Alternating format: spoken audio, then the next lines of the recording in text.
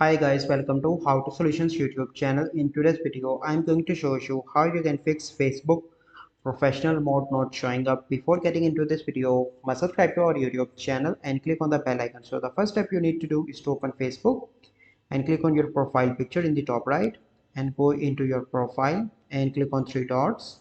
And here you can see that you have seen an option follow settings. Click on that option. You simply need to allow all. Okay, and you need to refresh here and hopefully you will see an option that is here professional mode, but it is not shown. Then you need to go into the Play Store and search for the Facebook, and you need to update your Facebook application. As you can see that my Facebook is up to date. Then you need to go into the settings and go into the app management and click on app list and search here Facebook.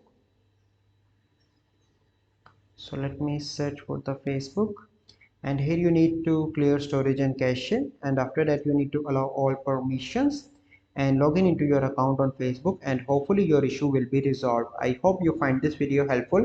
If you find this video helpful, must like this video, subscribe to our YouTube channel for future videos. We'll see you in the next video. Thank you. Have a good day.